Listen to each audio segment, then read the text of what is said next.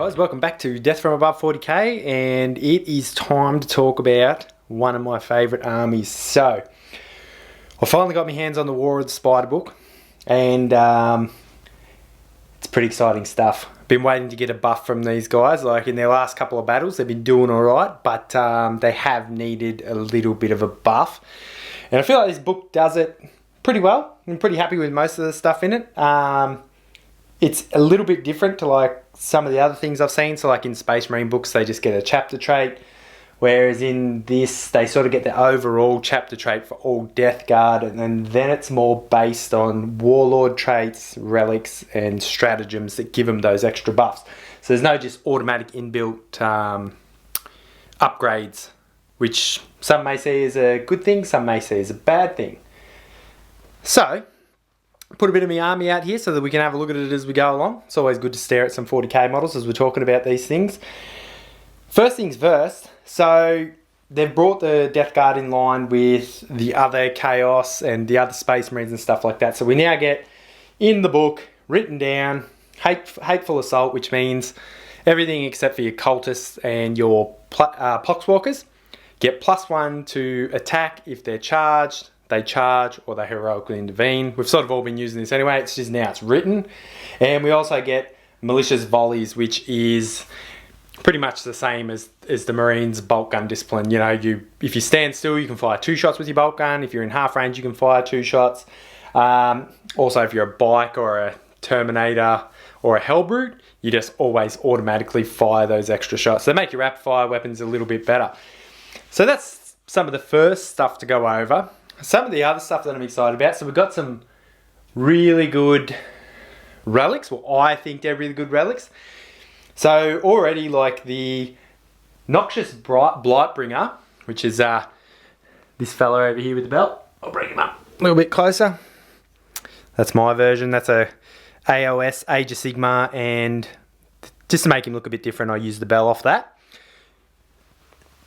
Now, he already makes your army faster, and he's got a pretty beefy bell in combat too, which is awesome. But now you can give him, what I like is the Demon's Toll. So pretty much what it does is, units within 7 of him, but not Poxwalkers or Cultists, so your Plague Marines and all that sort of stuff, get a 5+ invulnerable save, which I think is pretty good, because I think just with your disgustingly resilient, your tough 5, and then adding an invulnerable save on top of that, yeah, that's going to work for me. So I can definitely see myself taking that, because I love running Plague Marines. So I already run them with the Myphetic Blight Halls up the back here. These bad boys, they give +1 to cover, so that's going to make your Marines just straight off the bat 2+ save, 5+ invuln save, tough 5, and disgustingly resilient.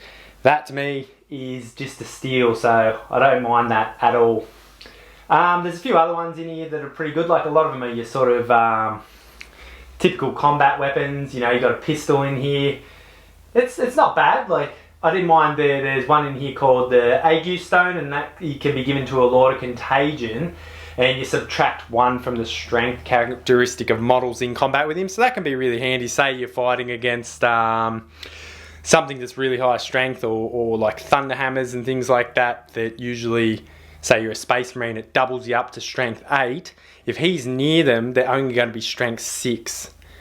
Or Power Fist will only be strength 6. You know, Marine Power Axes, things like that, when they're near him, are just going to go back to their normal strength 4, because he's giving them the -1 to the strength characteristic of units that are within 3 of him. So you've got to be pretty close, but it's still pretty good. I don't mind that at all. So that's 2 of the relics that I really like. You know, there's other ones, like I said, swords and pistols, but those were the ones that I really liked. There is one really good one in here, the Bale Sword replacement, which gives you +1 strength, AP3, 2 damage, and invulnerable saves cannot be made against the weapon. So it's Plague Weapon, rerolls to wound, and then also you can't take invulnerable saves. So that's probably the best close combat weapon. That's beefy. Beefy! Alright. So that's a few of the relics that are your standard relics. Really good stuff. Next thing that I really liked that stood out was the Plague Chosen. So you can take a Death Guard character, or sorry, yeah, another character now and give him a Warlord trait, which is really good. I always take my Terminator Lord here, and when I'm using him, I give him Arch Contaminator, and make him the Warlord. Sorry about that. Tune in. There we go. Give him Arch Contaminator and make him the Warlord. So now if I don't want to make him the Warlord, I can still give him the Relic, the Fulgaris Helm, and the Arch Contaminator, and just pay a command point to do it rather than actually making him my Warlord, or vice versa, give it to other things. So that was a really good thing. And the other one now, which this is the thing where he might be getting replaced now by this guy. As the Warlord. Now this guy's a bit slow, but he's also a lot tougher because he gets the Disgustingly Resilient, and he's, you know, he's tough 5 and all those good things. 2 up save, 4 up invuln. Now for a command point now, you can pay the Harbinger of Nurgle, and that gives him the reroll hit rolls for 1 for Death Guard units within 6. So essentially just makes him a captain now. So, you know, before you had to take the captain or the Terminator captain, which is significantly weaker to the Lord of Contagion. The only thing they really have is they can shoot. Now you can have him running around for 1 command point, and he's giving you those rerolls. Really good stuff, straight off the bat. They're the ones that stood out to me. You know, there's some really other good stuff in here. The next one, everyone knows that I love, Foul Blight Spawns. Focus. Foul Blight Spawn. I always run a minimum of 2, and I'm currently painting up a 3rd one. Now there is a stratagem in here now. Now for those of you who don't know, the Foul Blight Spawn is already ridiculous damage output. So when you use it, it's automatic hits, D6 hits. It's AP 3, damage 3. So straight off the bat, it's Thunderhammer damage output. D6 automatic hits, and you also, it's a plague weapon, so it rerolls once to wound, and 2d6 strength. Now you can pay 1 command point, so when you really need one of these things to go off, because sometimes they can be hit and miss, that's why you take multiple of them. But now you can pay a command point, and when you're rolling for the strength, you get to roll an extra dice and discard 1. So you roll 3 dice instead of 2 dice and discard whichever one. So if you roll a 1 or whatever, get rid of it, so you got a high strength. Then you roll an extra dice also for the amount of shots and discard 1. So obviously this is going to be the lowest one. So this is going to buff up the amount of damage this thing is going to do strength and hit wise, which is absolutely ridiculous because the things are already off tap on the battlefield. And this just means when you've really got to get one working, you've got that. So that stands out for me, just crazy good. The big one, the next one, I'm not going to go through every single stratagem in here. I'm mainly talking about the ones that really sort of stand out, which I like. Now, in the center here, as you can see, I've got my Land Raider. The big Land Raider, las cannons. It's iconic. I love it. The one thing that was always missing, and we were always wanting in the list, was to have Disgustingly Resilient on it. Now, you can have Contaminated Monstrosity. So for 1 command point, if it's 12 or less wounds, so you know, like a Predator or something like that, you can now give it Disgustingly Resilient.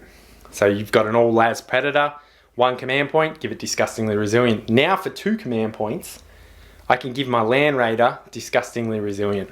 That is disgusting. I know, right? Super pumped about that. That to me is straight off the bat a no-brainer. I'm going to be doing that. I love taking the Land Raider. It's for the army, gives it a lot of, you know, toughness, transport, firepower, the whole thing. I think it gels really well with the way that this army works. Now having Disgustingly Resilient on a tough 8, I think it's 16 wounds, 2 up save now. Yeah, you're gonna be doing some damage with that. So they're the main ones that stood out to me. Now, as far as we've got some, I guess you could say chapter traits or chapters or plague companies is what they call, you know. Same thing, so each plague company comes with a Warlord trait, a Relic, and a couple more stratagems. So you got the Harbingers, which, you know, these ones look like they're big on Poxwalkers. You've got the Inexorable, If I'm saying any of these wrong too, please don't go off on me. You got Mortarian's Anvil, you got the Wretched, you got the Pox Mongers, the Ferryman, Mortarian's Chosen Sons. Now for me, the one that stood out the most is the Pox Mongers. I like to use a lot of demon engines. So for me, this is probably the one that I'll use. So if you've watched a lot of my battle reports, you'll see that I love running a lot of Plague Burst Crawlers, which we've got over here. I run my Fetid Blight Haulers, and I love running the up the back Fetid Blight Drones. The names on fire.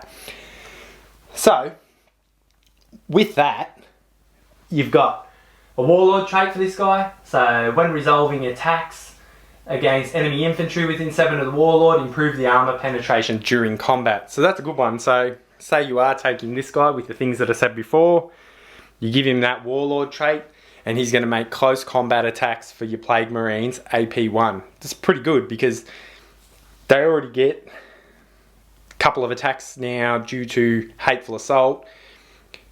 Hitting on 3s, re-rolling 1s because you've upgraded him. They're plague weapons, so you're going to give him Arch Contaminator, or you're going to pay the command point to give the other guy Arch Contaminator. So full re-roll of wounds, and now they're AP1. So that's pretty good just straight off the bat. But then the Relic, the Ironclot Furnace.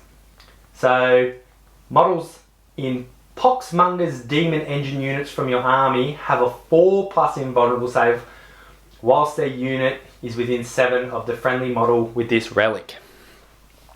So that's insanely good. That means that your vehicles that already had a 5+ demon save now have a 4+ demon save, and they've still got the disgustingly resilient. Ways that I can see that working out really well is like if you take a Demon Prince, he would probably be the one because he can keep up with things like your Plague Burst Crawls and everything running around the battlefield. Give him that. He's going to make him have a 4+ invuln, and he's going to pelt into him hardcore. So that's going to be like a really nice sort of little addition. There are some other ones in there. I'm not going to go over them all now because what I want to do is play test some games. So I just want to give a lot of my opinions, some things based on some list building. Like I think when you're building your list now, I've always said that the Plague Marines are the best troops unit. You can put them into a group of 20. You can put them into a group of 5 if you want. It's up to you. A lot of people like Pox Walkers, and I have nothing against that. They're a good unit as well. I just prefer something that can shoot and carry like special weapons and things like that. You do pay more points, but that's my personal preference. But as you can see, when you get your hands on this and you go through some of it, there's plague hosts in here that buff what you want to play now. So it's really good. There's some really good ones. I'm going to be putting together a list for this Sunday using the Pox Mongers. So I'll be using as many of my demon engines as I can, using the Demon Prince, and really sort of going into it hard with the demon engines, trying to manage, massively use those stratagems. Possibly going to have to put the Land Raider in there, even though it's not a demon engine. It's got to have that buff up. So this is just one of the videos to come. Like I said, I got really excited. Just got the book, just reading over it. I think this is going to make things a lot tougher, especially the demon engines are already hard to remove. Those sorts of things are just going to make it harder. So as I said, first thoughts so far, really like the noxious blight bringer. Can't even say it. His stratagem, and I really like some of the relics that you can take, as in, I could see myself now taking 3 relics straight off the bat. Straight off the bat, I'm going to be probably taking the Demon's Toll, the Fulgaris Helm, and then this Ironclot Furnace. So I'm going to be paying the command points for it. So really moving forward into this new edition, going to be spending a fair few command points. Until we go over into 9th though, running a double battalion might be the go-to. When you think about it, that's 3 command points for those relics, then you're going to be paying 2 for your land rate. You're already down 5 straight off the bat. So if you're running a dual battalion, you got 13, that'll still leave you with 8. That's my opinion on it. You don't have to do that if you don't want to. But yeah, so that's my thoughts on it. we'll have a quick, couple of games with it, and I'll get back to you with some of my thoughts on it.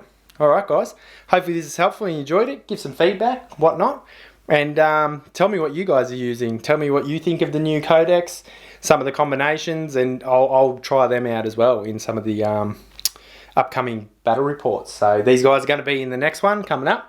Leave some comments below who you want to see them take on with all their new rule sets as well. Alright guys, hope you enjoyed this, and I'll get back to you.